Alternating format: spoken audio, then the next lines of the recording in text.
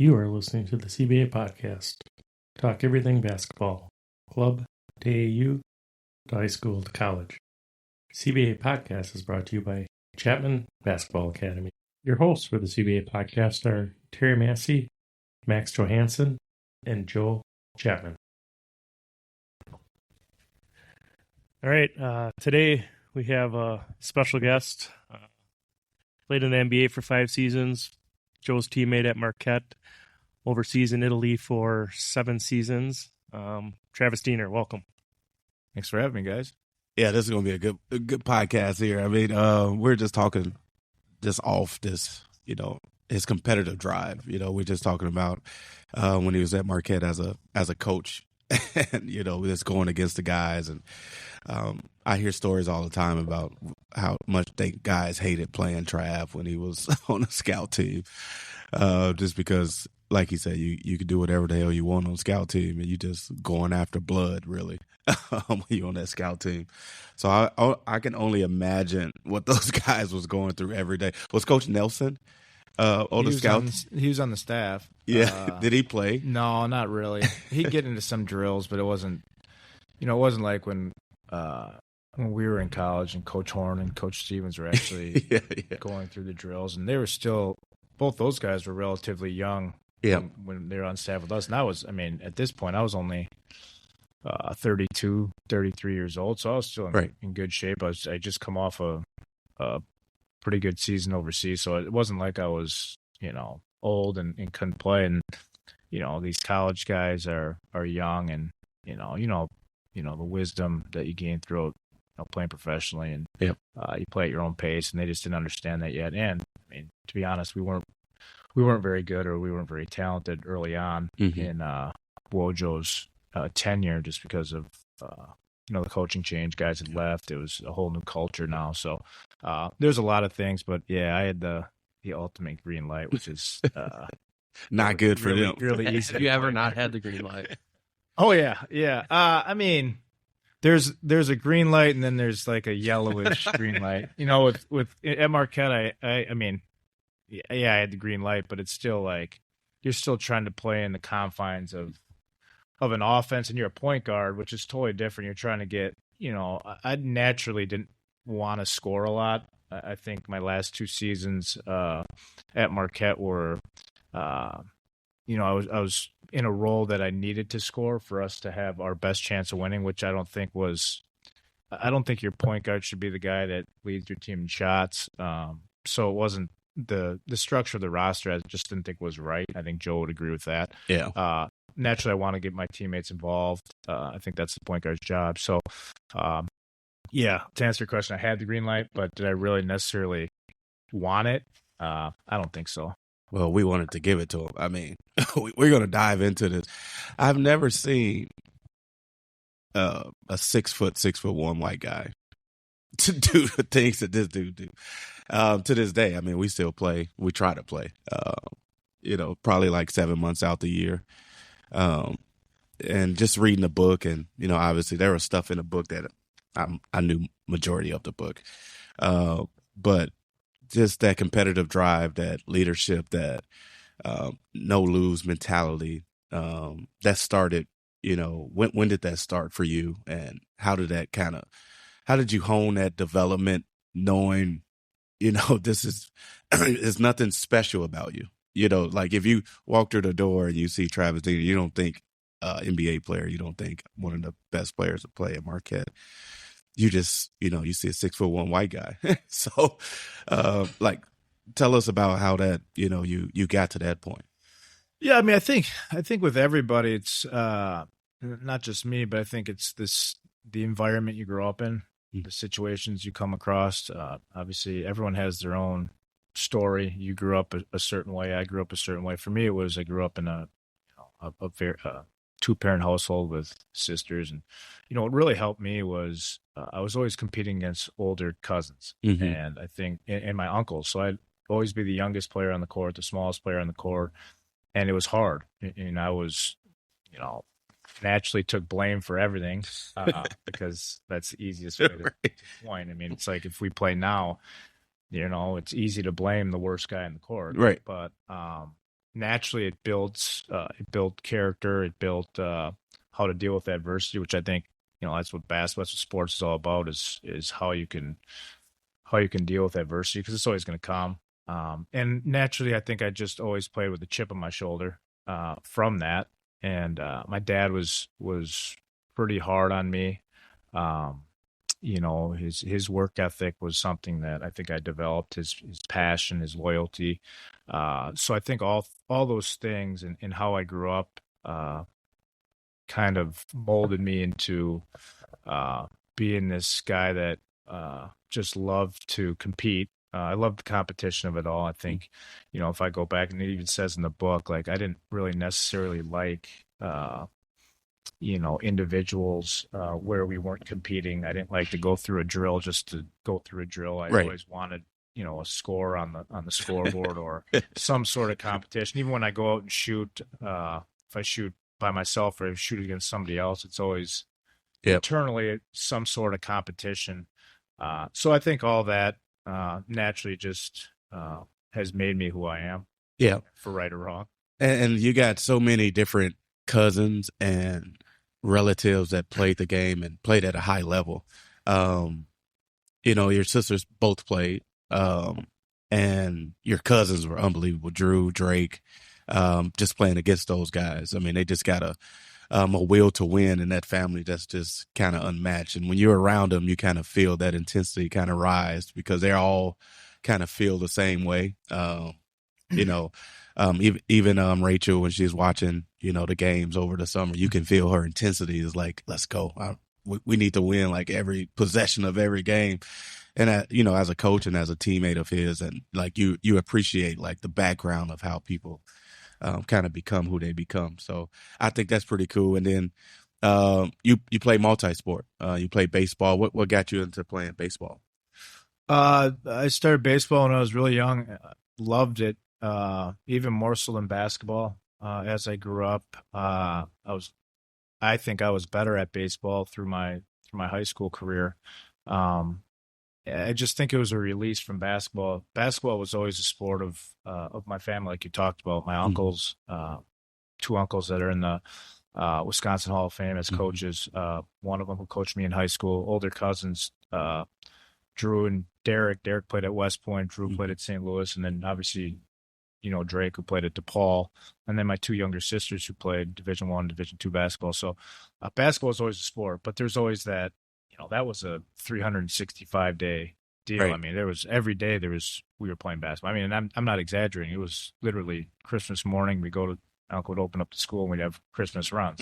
So it was every day. So baseball is more of the release. It was my high school coach was really laid back. Yeah. It kind of got me away from basketball. So I enjoyed it. And then I played football until I was 15 years old too. So I tell parents all the time, there's a time and a place maybe to pick a sport or two, but I think when you're young, you got to try everything. I think it builds, first off, it builds something with teammates. Each sport is different. Baseball is probably it is a more individual sport. You're based on like how you hit. Football's obviously got to be collective. Basketball's, but if you play tennis or you play golf, I mean, that's an individual sport. So the mentality of it all is totally different. So I recommend parents to put your kids in everything. At some point, maybe you have to pick a sport, but I think the best athletes, the best players, no matter what, at the end of the day, are going to be those players in high school. So try it all. And I would never want a kid to, get worn out because you spent 15 years just playing basketball every single. And part of me, I'm telling you, that's part of the reason I probably retired the first time when I was 32 is because I was emotionally and mentally just worn out by it all. And I think it was from, my whole career, and I just needed a break. Yeah. I was going to ask you, Joe, earlier, both of you guys played high school, went on to college.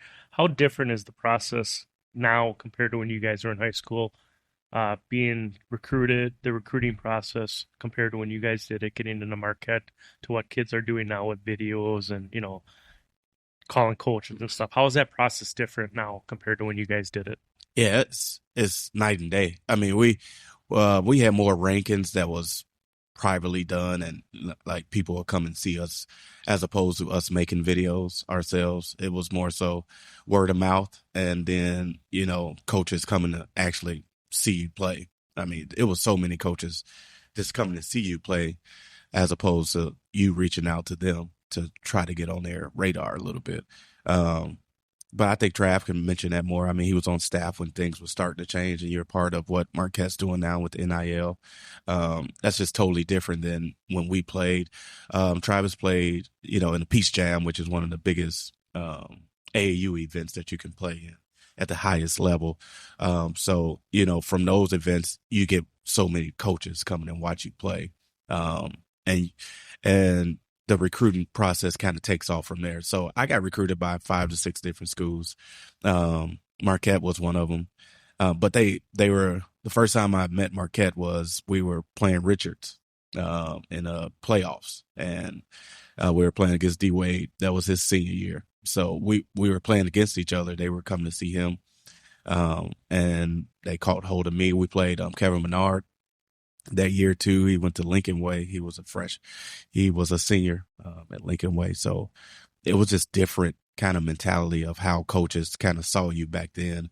It was word of mouth. They were recruiting other players. It wasn't so much how it is with videos and highlights and how much money you're going to get from the school when you sign there. I mean, it's just a different era now. Yeah, I mean, Joe hits it. It's just totally different in a lot of aspects. I think nowadays, these videos are somewhat important, but naturally a coach isn't going by a highlight video. They're gonna have to see him in person at some point. But I think these high school kids are behind because there's so many kids that are transferring.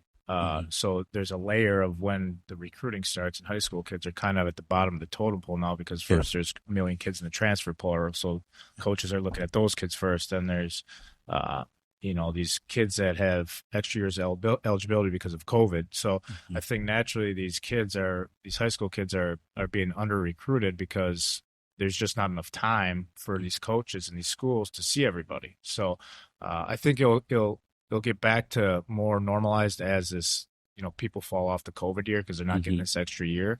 There's just not enough roster spots for high school kids right now, or scholarships. But it's changed. Obviously, social media is huge in today's game. I mean, Joe knows with AAU and what he tries to do for his kids. And part of me hates it because that's not what I went through or Joel went through, but I understand it's part of the day and age that we live in. But I think at the end of the day, the coaches are, they might see a video and say, oh God, this kid can play, or not even on a highlight video, maybe a game film, and be like, okay, now I got to go see him in person to see what he's about, and maybe see him in the spring or summer when he's playing against some higher level competition, just see what he's made of. Yeah, I think part of that too is it's so spread out in AAU now too. You got 6 different tournaments from 6 different brands and 6 different locations. So those college coaches have to pick and choose which one they want to go to, and they can't be everywhere at one time, where I think earlier it was very like everyone's at this spot. Everyone's in Vegas for this tournament. The Peach Jam particularly, everyone is there. So it's more spread out. Everyone wants like their piece of the pie in terms of running a tournament and being the big one. So that's a big part of it too, I think. Yeah. Marquette career has been documented with Joe and stuff, how you guys did there. How is the process? Okay, you're very successful at Marquette to a second round draft pick for Orlando Magic. How does that happen? It's not something I ever really thought about, to be honest. When I was growing up, I never thought about playing in the NBA. My only goal actually when I was young was to play. I've said this before. It was to play for my uncle. I thought that was like the NBA. Like, found like he had built this program. It was one of the best programs in the state. So I was the water boy. Me and Drake were the water boys. We got to go, So it was like that. Those guys were like my idols. I didn't really watch. I watched Jordan. Everyone watched Jordan, but I didn't really watch the Bucks. Didn't go down to many Bucks games at all. So I just wanted to play for my uncle. Then as you go through your high school career and you start getting recruited, it's exciting. So wow, it starts, probably the same with Joe. It starts with lower level Division I programs, and then Mhm. once you keep playing well in high school, and then you get these opportunities to play AU against the best players in the country, and you're playing well, then the big schools come, and so then you get to Marquette, and it's like, okay, I just want to have I thought I'd have a 4-year career. I didn't expect to have the career I had. Never expected to play in the NBA, but then you start working, and you start having success collectively, and then individually, and then you're surrounded by people that really believe in you. Coach Green believed in me probably more so than anybody else, or maybe more so than I thought. He thought I could accomplish a lot bigger things than maybe I even thought of. So he pushes the buttons. Was really hard. I mean, sure, Joe's said a lot. And we all have. It was. It wasn't the most enjoyable experience Right. at all. But I think there was a purpose for it, and Mhm. maybe there was, maybe there wasn't, but it worked out for not only me. If you look at that Final Four team or guys that stuck through Marquette, everyone is successful in their own route. Mhm. So it worked, and then I guess I put my name on a radar, and then got drafted, and Joe was there, in just one of the most satisfying moments of my life, because you work so hard for something, and to get drafted to play against the best players in the world was I can't even say it was a dream come true, because I really never dreamt about it. But as I got older, I started thinking about it, and I'm in college, and you see and you hear, and Coach Green's like, well, you have a chance to do this, this, and this. You just got to keep going, and then it just becomes a reality. Well, we got to go back a little bit. I think that was the most Miller Lights I ever drank at the press box. And the funny thing is, I didn't even drink that night because I was so nervous. He was so nervous, yeah. He He didn't even know. Like, he didn't have an idea if he was going to get drafted. So he had to party without knowing, like, what the reality of this was going to be. I think you would have went higher if you didn't. I think it was your hand. Yeah, I broke my hand. You broke your hand, and we were rolling too. I think we lost 1 or 2, maybe 3 games before he got hurt. And like for us, I talked about this before. 90% of us who enter college, we're going to be different than what we were in high school. And Travis had to go through that too. I mean, his freshman year, he was I think you were top 40 in your class, something like that. Mm-hmm. And he had a transitional period too, like we all have to go through. And that year you didn't start, but most times you finished the game. Yeah. But I don't think you started a lot. And that's the times I was starting to watch more and see if I can, play with that type of team. But I just saw the transition of a top 40 player that a lot of people know of. Now he's playing in a different role. You were playing more 2 guard too. Yeah. You're playing next Cordell, to, yeah, you was playing next to Cordell Henry, who's an unbelievable fast player who just gets up and down, got floaters, threes. He was just, if he played in this era, he was a special, really good player, talent. But yeah, even then, just going back to the Marquette days is, you dealt with adversity too, at that same point, that freshman year, with your stepbrother passing away. Mm-hmm. You were number 10 that year, then you went to 34. Yeah. And I didn't know why, because I was still a senior at the time of high school. So it was more so, that game of basketball helping you through the adversity period that you were going through. I don't know, if you want to speak on that part of it, your freshman year, the ups and downs of, your big shot, and and then you got to go back to being the lowest man on the team, and like working your way up and dealing with adversity that first 2 months. Yeah, it was probably the hardest period of my life. What I respect about Coach Green is, I was, like you said, highly recruited, highly ranked, but he never promised me anything. He said, "You're going to come in. We have a good point guard, an all-conference type point guard. Our 2 guard is this kid sitting out. Yeah, who's going to be really good, and that's Dwayne. Yeah. So you're going to have to earn your minutes. You're not, and I respected that. And I always liked like I said before, I liked the competition. I didn't care about starting or, I just wanted to be on a program that had a chance to win. Mm-hmm. And I still ended up playing probably 25 minutes a game. Like Joe said, finished most games. Yep. But yeah, like you said, 2 months into probably a month into my freshman year, my half brother passes away. So then you're going through the adversity that I talked about that would kind of, I remember on my drive back with my parents coming back from the funeral, and I was home for probably 4 or 5 days, and I cried the whole way back because I didn't want to come back to school. I was like, I'm done. I want to transfer back closer to home. I want to be around my family. Yeah. And I just remember getting in the gym and being in practice and being in drills, and you get away from it all. Mm-hmm. And then my uncle Tom, who coached at Vincent and Cedarburg, Milwaukee Hamilton, probably the most decorated high school coach in the state, would always come over and keep an eye on me and watch practice and make sure I was doing all right. So it was awesome to have him around, but more so, I have teammates and coaches that truly cared about me to help me through that point in my life where it was very depressing at times. But like I said, I think adversity can bring out the best of you, or mm-hmm. it can bring out the worst of you too. And I always thought I was mentally strong enough to get through anything. But that was, like you said, and like I said, probably the lowest point, for sure, the lowest point of my life up to that time. Yeah, and I think you just, as a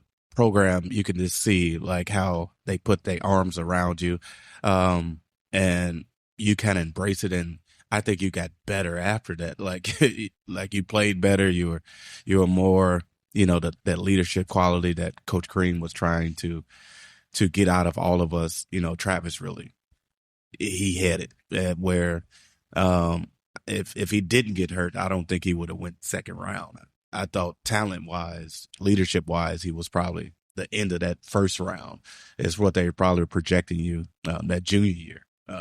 So it was just like, we tell these stories, and how it relate to the kids that we have now is they need to understand that it's so much that you deal with, that you go through, that make you the person, player, father that you're eventually going to be, that, having mentors and coaches help you get to that point, really matters. Then you get drafted by the Magic. Like I said, was at the press box. No one knew. I was about hammered about time he got picked. And wait a while. Yeah, we had to wait a while. And first time I had a Miller Lite was with Trav. I never had a beer in my life until I met this guy. We had a keg, I think, one of those first weekends on campus. It's like, damn, this is what a beer is. But yeah, and he got drafted and went to the Magic. Tell us about that experience, like getting drafted, getting there, working your way back up again, playing minutes, not playing minutes. How was that, 5-year transition for you? Yeah, I mean, initially it's really surreal because you're playing against guys that you idolized when you're in college or when you're in high school. And first guy I met was my favorite player in college, was Steve Francis, who was a teammate. So I walk into the press conference, and he's the only player there because it's in the middle of June. Yeah, most guys are gone. So it was kind of just surreal to play with him because I was a huge fan of his.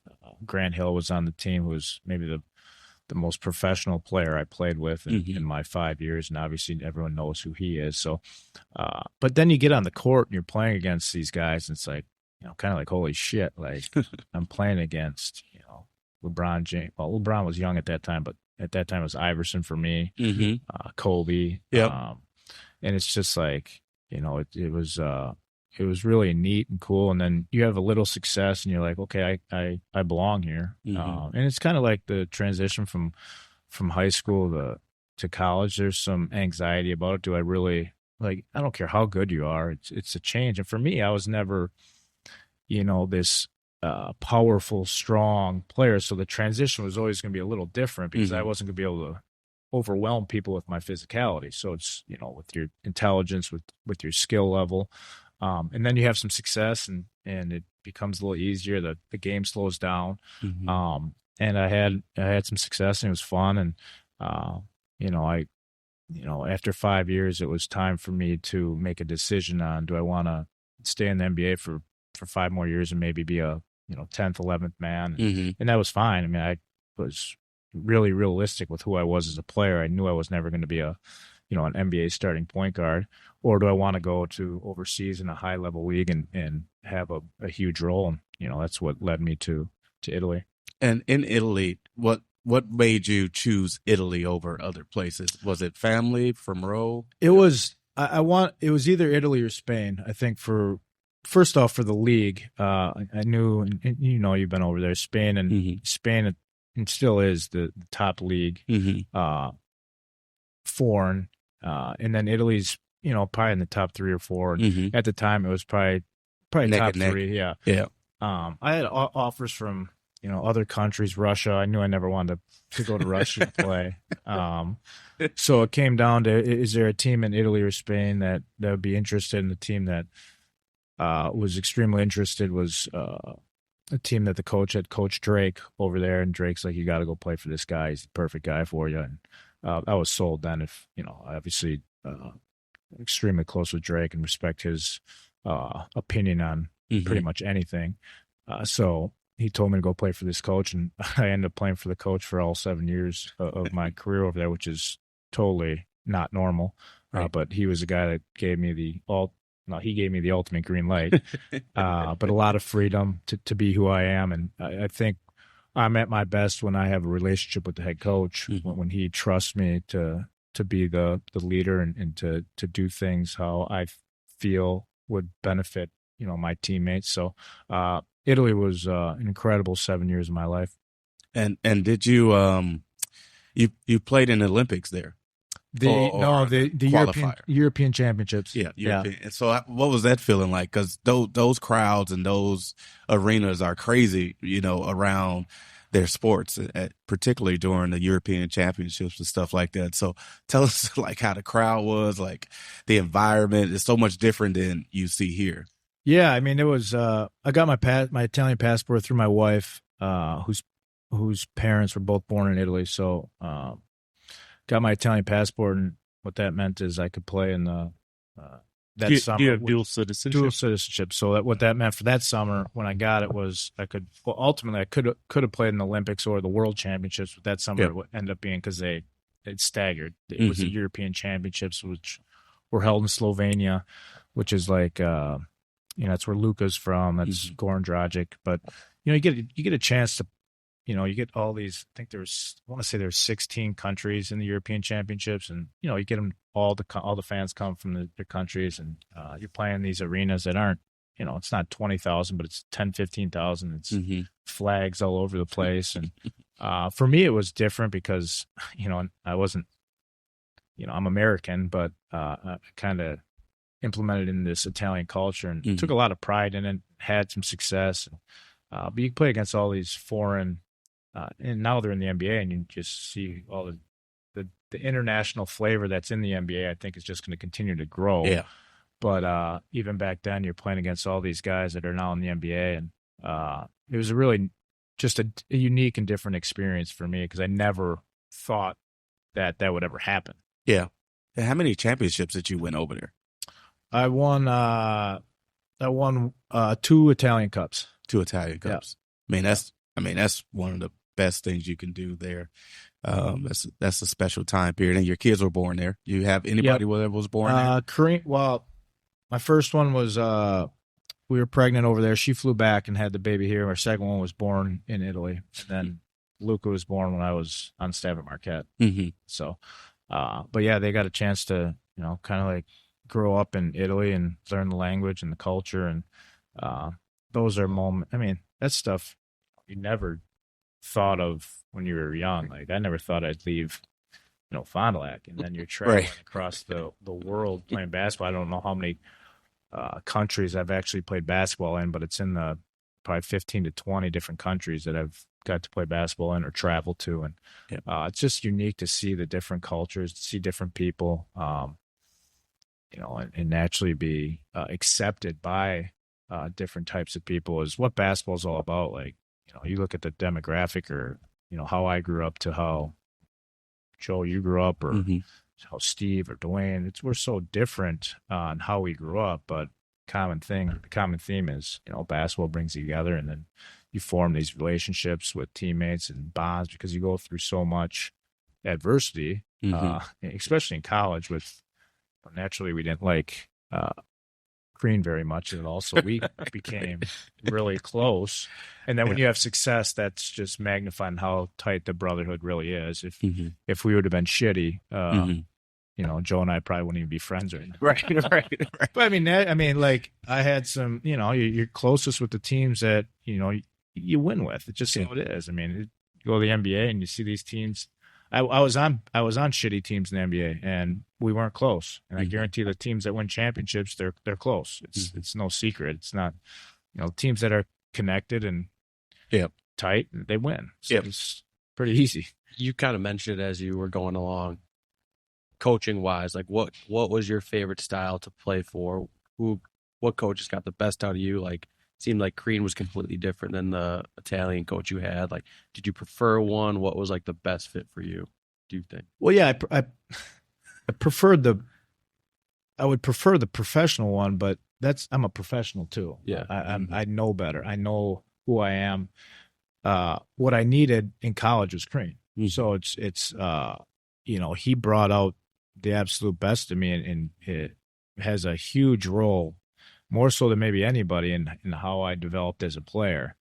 So it's two different styles of coaching. I don't think you can treat's maybe a strong word. You can't coach the way that Crean coached at the professional level, because I'm a grown man. I have kids. I've been through it all. But when I'm 18, 19, 20, you can tell me certain things. I have to accept it. I can transfer. A lot of kids do and did.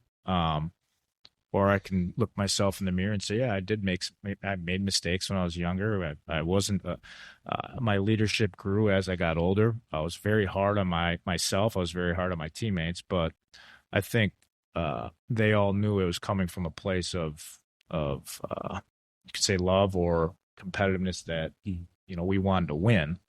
But, you grow in everything, but both styles were extremely beneficial for me.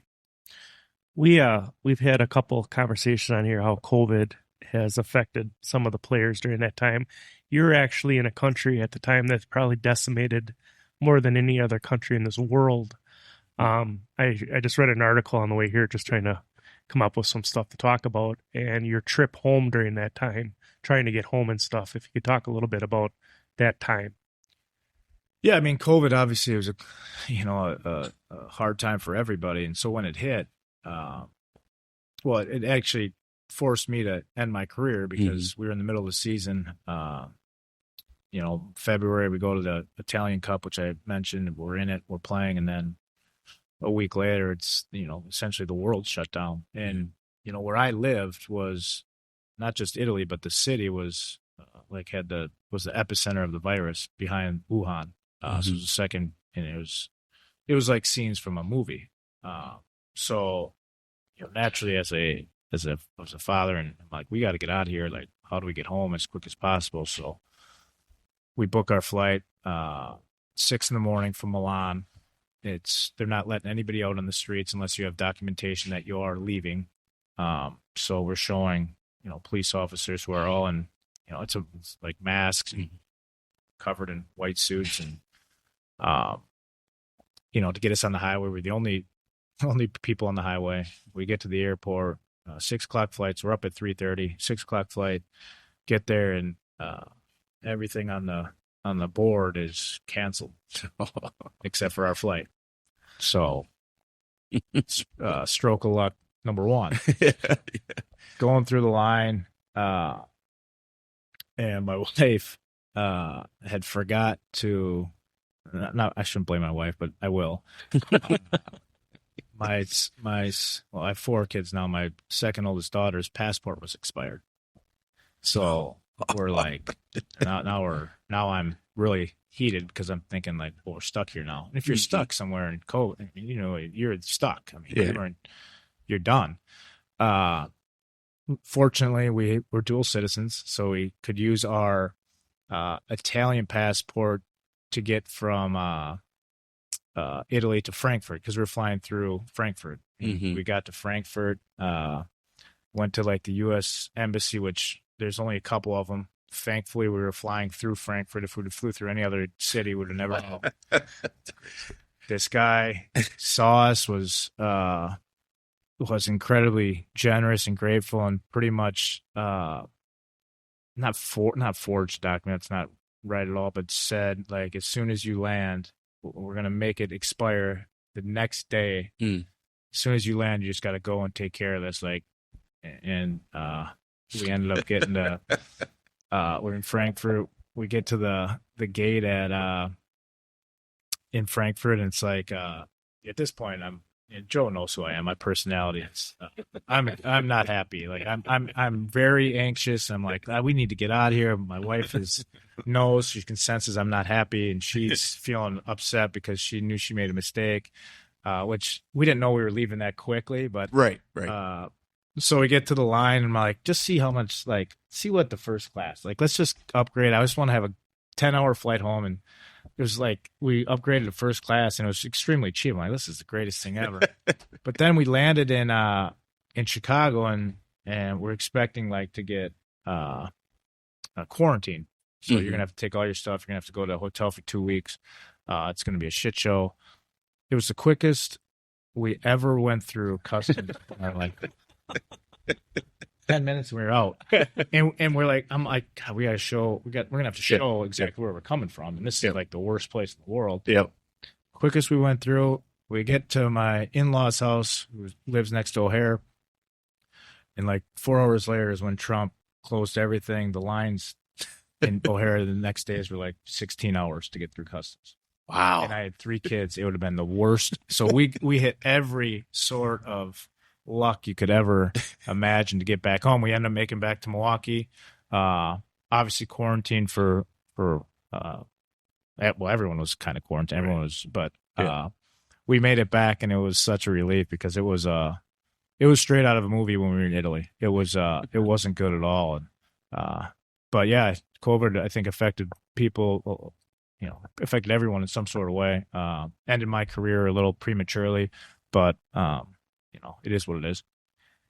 Knowing who he is, when I knew he was back home, this is when like I thought maybe he had 1 or 2 more years left. Every time he came home, we'd do little workouts here and there at Homestead, do a little thing just to keep him going. He's one of those guys, as he's got older, he didn't really need to do much in the summer because he kind of knew his body, knew what he needed to do. He's always been like that. It's like certain people have to work extra hard to, like, he was one of those, like, let's put 10 pounds on there. I'm good. That's just his body. He knows his own body. So when we finally get home, I think he's at home for maybe a week or 2 before he gets extremely bored. He's like, we're at the old AP, in a warehouse. So we're sneaking in there, trying to play 2-on-2, 3-on-3. And so I'm just hitting them up like, all right, man, like, let's start playing. Let's figure out a couple guys. And we had like a quarantine group. So it was just the same 6, 8. It wasn't like new people like we do now. It was like the same group of 6, 8 guys that we knew where you were at last night and what you were doing. So we stayed, with those same 6, 8 guys. And, I think that we both needed that. We're both like creatures of habit, and you need that outlet. One, I need to get the hell out of the house, so we needed that moment. And I think that kind of helped us bond more, with, figuring out workouts. We were doing Zoom workouts with the kids. He'd come over to my house. I go over to his house and do Zoom workouts and figure out workout plans to do with people. We go to other people's houses and do workouts with them. So, during that time period, that's his, prematurely second retirement. So it was more so trying to figure out what's next, while the country is still shut down. We're trying to figure out how to, keep evolving and keep the kids going and keep ourselves going. So we have all these workouts, Zoom workouts. And it was just, inspiring to see that,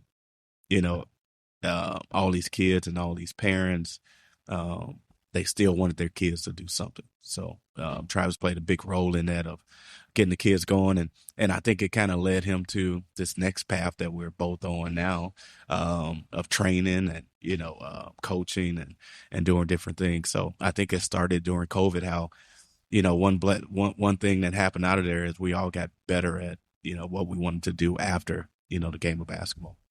So your basketball career's over. Did you then go right away to Marquette? Because you coached there for a while too, right? Yeah, I went there, but that was before COVID. So Okay. This was 2015 to 14 to 17, and Yep. then I went back and played from 18 to 20, and then COVID shut it down. And since COVID, which was almost 4 years ago already. Yeah. Just about. Wow. Started to get into this lane of training.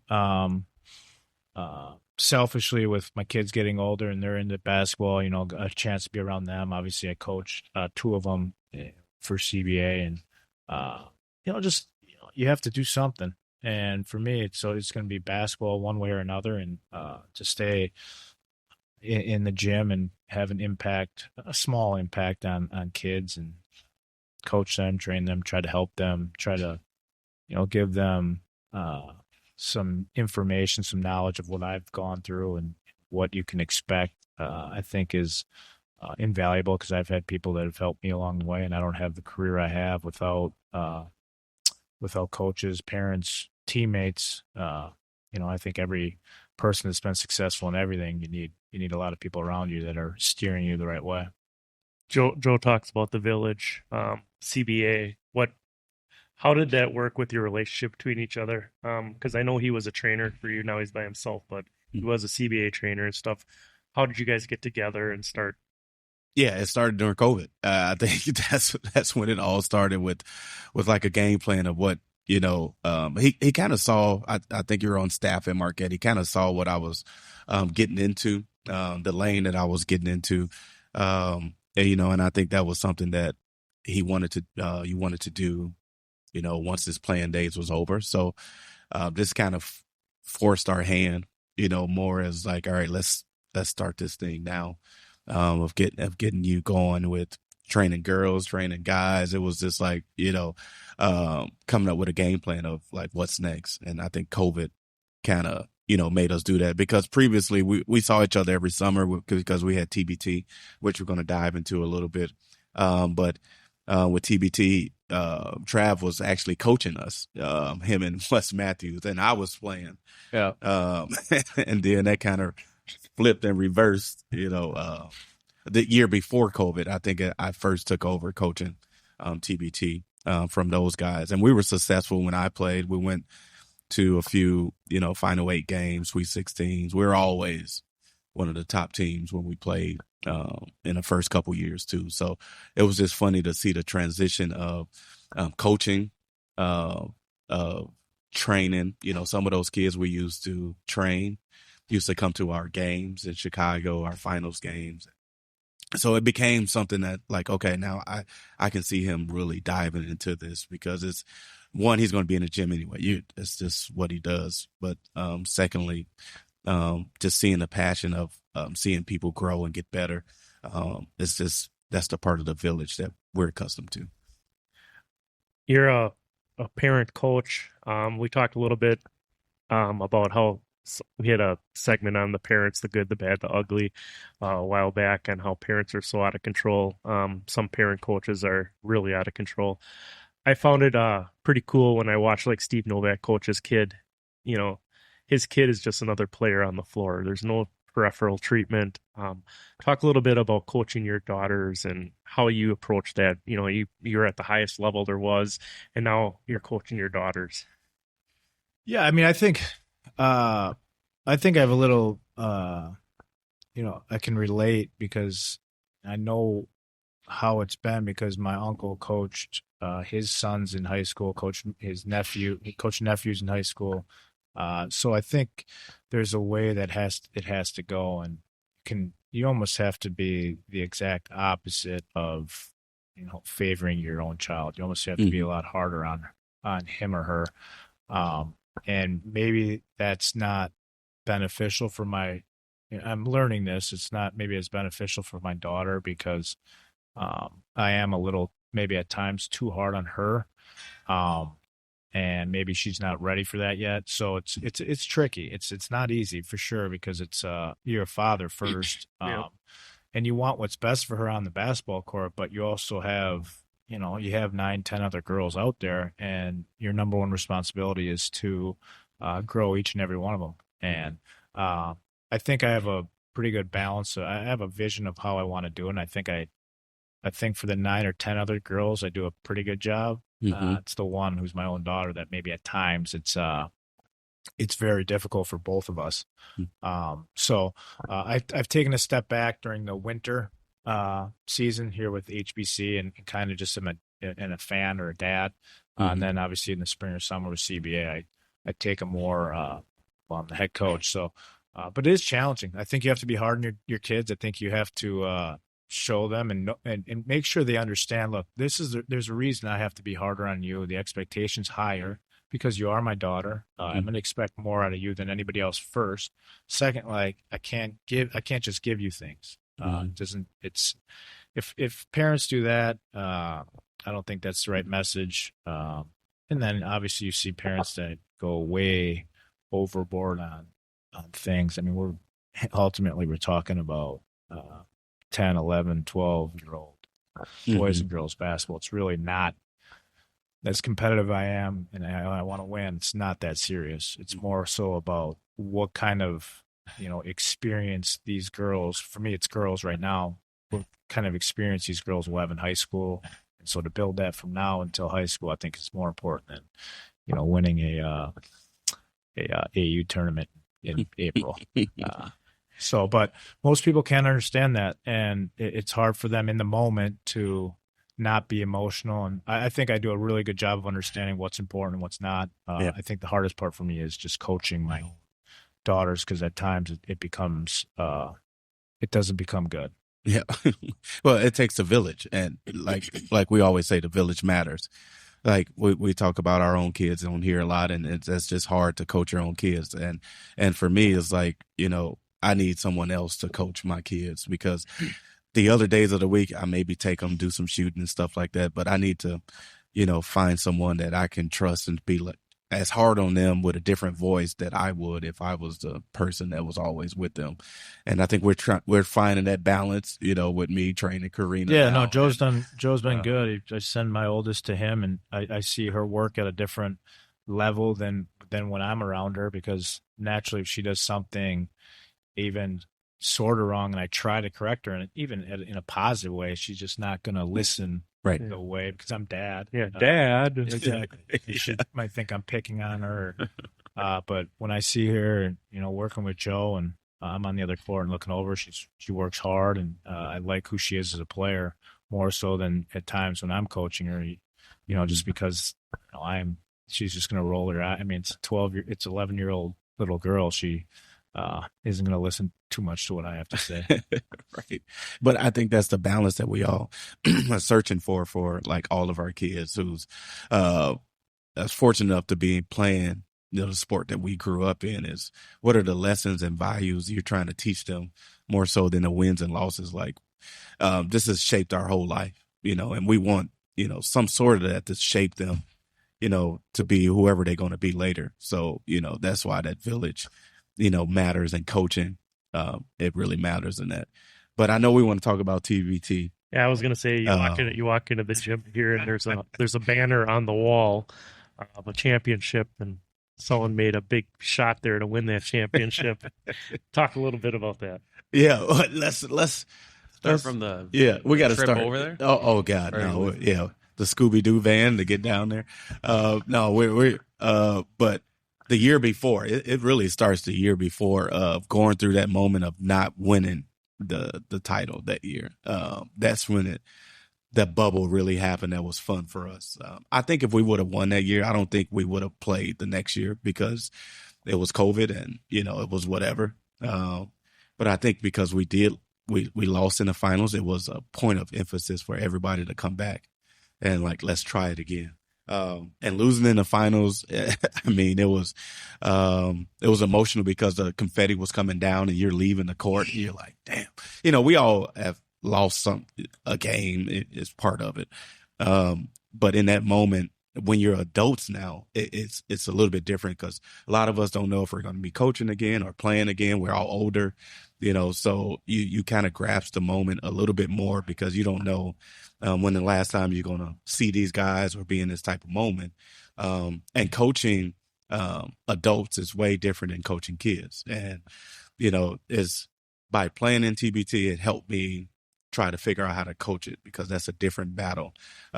You're managing, 10 or 12 egos on the court who's been very successful in whatever lanes they've been in, whether it's NBA or high level Europe. So you're trying to manage that as a coach, which is tricky because you're managing people your age that you play with. You're managing people who was all-time leading scorers, who had better careers than you. So you're trying to put it all together to make them feel like every role matters, and that's when leadership comes in. And that was one of the best things that happened to our TBT team was COVID, because we got 2 or 3 weeks in before we left, and we started to come together a little bit.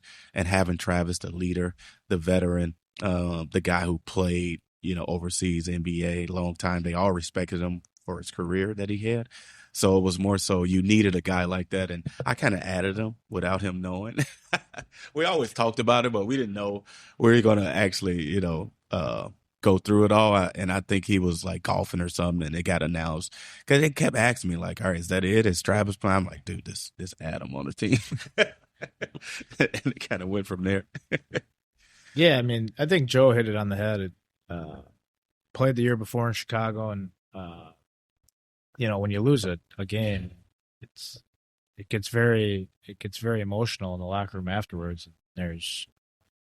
Joe said there's 10 to 12 egos, and everyone thinks they're a lot better than they are, and to manage that. And Joe's closer with certain players than he has other players, but he's the coach, so it's hard, and it's a hard job for Joe. So then the following year, like you said, I didn't really know. Every year for me is up in the air because it is a commitment, and if you want to have a chance to win, you're going to have to spend 3-4 weeks getting ready. I'm going to have to be in shape because at that point, I had finished playing, but COVID had hit, so it'd been 4 or 5 months off because I hadn't played since February, and I knew I wasn't going back to Italy. So it's do I want to put my body through trying to get ready for some minutes here and there? And so yeah, I was golfing, and I was getting blown up that I was playing again.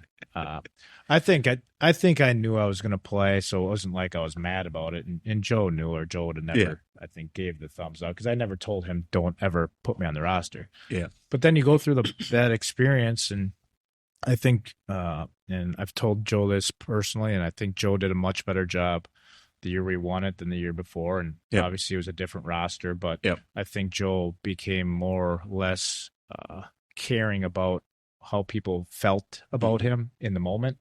And naturally, my message to the guys was, look, you guys aren't I was always very realistic with who I was as a player. I knew I wasn't the same type of player I was when I was 30. So, if I could come in there for a few minutes here and there, knock down some shots, move the ball, that's my role. Here, Darius, this is your role. You might not start, but we're going to need you to do this, and that, or whoever it is. Yep. And it's. I think it's important just to be upfront early, because then they can't say, "Well, you didn't tell me this or you didn't tell me that." No, I told you this was your role, and ultimately, basketball, you have to accept the role you're in. And as you get older, though, that role might diminish. As you're going through your career, it might grow, but it's on you or it's on the coaches and you to determine that. So that was a moment in our lives that was. Very hard because it was COVID and the world had shut down, but that gave us a release, and we got to go to the hotel and hang out and be around each other, and then to win was the icing on the cake. And I tell people all the time, you go in basketball or in life and in any sort of business, life's all about these moments that you can go back to, good or bad. For me, fortunately, and I think for Joe, a lot of these moments are so good that you're putting time and just know that this was a lot of fun and got a chance to do something that we've been working for years. It just never resulted in the championship, but to get that one was a lot of fun. Yeah, and to dive into that, a little bit more. It was the 2 weeks you're in a hotel, like you're 18, but you're really 35, so you're playing video games all day. You're water balloon fights. No, it's and it's a lot more. There's a lot of drinking. Yeah. Because you're playing and then you don't play for like 3 or 4 days. So we were in the bubble for an extended period of time, and you're not allowed to mingle with any other teams, no players. So it's essentially us 14 guys in our blocked off floor of the hotel or in the conference room that they designate for our team. So it's a lot like Joe said. I mean, it's guys being kids. It's telling stories. It's mini frat party. yeah. Oh yeah. No, I mean you're going down to the gift store and getting a case of beer. Instacart. We're trying to Instacart wine in. I mean, it sounds bad, but that's what you do on sports teams. That's why you it's play the sports. bond. It's why we probably won. Yeah. We were connected. We were tighter. We were having a great time. I mean, we were down there in those conference rooms. We didn't see many other teams down there hanging out as a team. Yeah. But we had fun, a lot of fun. Yeah. But winning makes it all fun too. Like we could easily lost the first game and been on our way back in the van back home, but kept winning, kept believing that this was our year. And I think, I remember talking to the team the night before the game, and I was like, this, the year before, we weren't right internally. Our team, we didn't deserve to win. I really felt truthfully that year we deserved to win by how we had prepared, how we had treated each other. And I think the basketball gods were shining down on us because we deserved it that year. Yeah. Yeah, and that's a testament to the leadership we had with Trav, the coaching, the players buying into their roles. Every game was different, and you can go back and look at every game and say someone made a different play or different moment in every game that made us win. And there was moments where people didn't play as much as they wanted to the day before. We had time to embrace each other. It wasn't you go back to your families or hear from somebody else. It's like, no, you either lock yourself in that room or you can come out and be a part of, what we're doing because you only had each other, go through that. So that moment, it was just like the pinnacle of like the basketball, for TBT wise. And for all of us, I think as former players is we miss being a part of a team the most. Not the wins, losses. You miss the 10, 12 guys. It's a crack jokes around and, have fun and be yourself and just laugh. And, that's the part you miss when you're done playing, more so than the win losses or whatever. And I think, in that moment of coaching, you create a bond that's forever with those guys. And they all got their different lanes that they go back to. That group, we still talk and, text today. And I think that's how Trav said it earlier. Those teams make it special because we're still on group chats together and do different things. That's how you know that you're a part of something that was really good. Moving forward here, why you could probably do whatever you want, right? You could get into college probably and coach. You could do whatever. Why youth basketball right now? Yeah, I mean, it's a good question. Have had opportunities to do different things, but selfishly, like I said before, it's about, I think, my own kids and watching them develop. And I think not at some point, they're going to grow and get older and be out of the house and have their own journey to pursue. And then maybe I'll do something different. But for the time being, I'm excited about, what we got going on here, coaching my kids with Joe and being involved that way. I never thought I'd be this heavily involved in girls' youth basketball, but that's how it's gone for me with having my own kids, and I enjoy it. I think there's a certain level of focus and discipline with girls. I think they're more coachable. Well, they are for sure. Oh yeah, almost too much actually. Yeah. Almost too like. If I tell you to go from point A to point B, they're directly going to point B. Oh yeah. So we got to teach them how to kind of, not be so robotic. But any young kid, you just see you put yourself back to when you were that age and the joy and the pureness of it all, and you don't find that even in high school kids. they get kind of cool. They don't talk. The joy kind of dissipates as you get older, and that should never happen. I always felt like I played with a lot of anger, but I also there was a lot of joy in it. If you can't lose the passion, the joy. And if you watch, you guys are all in the gym. You watch these 9, 8, 9, 10-year-olds. They're hard to deal with because it's a lot of babysitting, but you can see there is just so much joy in it. And so that's what I love about it. And to see my kids have joy in it, I think that's incredibly important for me right now at this stage of my life. And I'm in no hurry to go on to something new, because I know the next thing I do will be probably very highly competitive and make me maybe angrier than I want. Well, I want to just talk about that joy, because you're not only bringing joy to your kids, and it's just so many kids that I've seen that you're a part of their village now, where they started, at 8, 9, 10 with that joy and that life. And they go through the journey, they have those highs and lows, and see someone who made the 1% of the NBA and they can relate to and talk to, and you get them back on that path where they need to go. That's part of the joy too, that, some of us had, some of us didn't have, is that mentor, that leader to say, no, let's get you back on the path that you had when you're 9, 10, 11, because some kids fall off, they get back on. But just to see that commitment that you're doing to, the game of basketball, to the girls and the guys, with the KKs, the Madisons, all those girls that, you've made them better leaders, better players.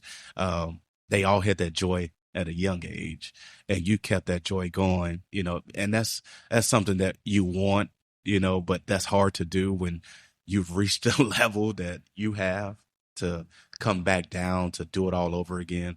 I see him at games. I watch a lot of games. I see him at games, and he's actively involved in not just his kids, but other people's kids. And I think that's a testament to how he was raised, but also what he's trying to do for his own kids. So everyone inside of this village that he's bringing joy back to, I think it's going to be good for them as they get older too. I think it's pretty amazing. You can come here at any time, and you're here in the gym, either working with kids during tournaments, you're working concessions. It's pretty amazing. I mean, it's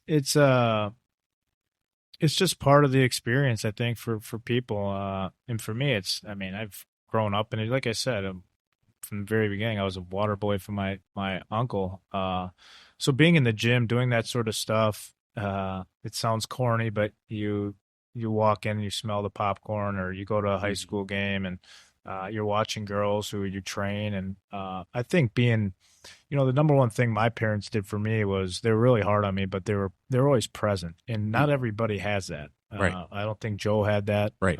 So I think if I can be a presence for my own kids first, that's incredibly important. No matter how hard I am on them, they always know that I'll be there. And then for the people that I train, not to just for them to come into the gym and I'm collecting money from their parents, but to actually go out and show that I care about their success or their failures, probably more so than their failures, because they're going to fail a lot.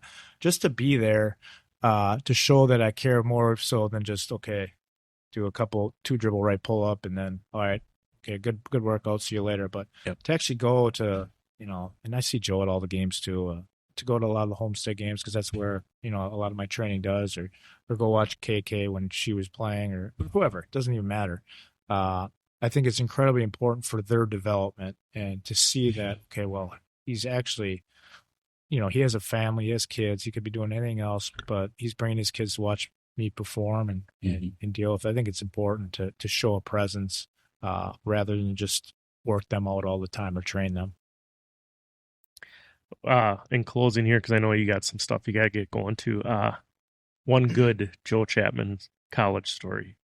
Oh, it's a lot of bad. So Joe was always I'll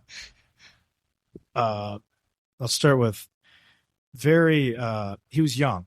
So with young is young in age, but young in heart, immature at times, always funny.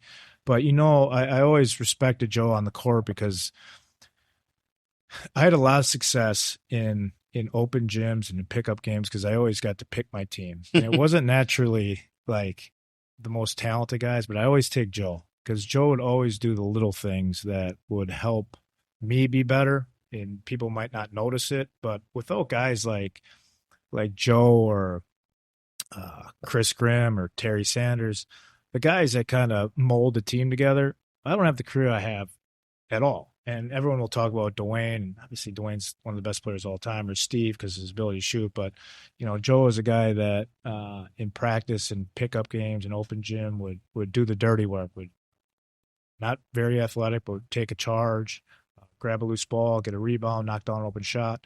And, there's always so much value in that. And if you come and watch us play now and we construct our teams, we're going to take those types of players over the most talented players because of our knowledge, because just there's a way to win basketball games. So that's what I always respect about Joe is his commitment to winning, his unselfishness, and his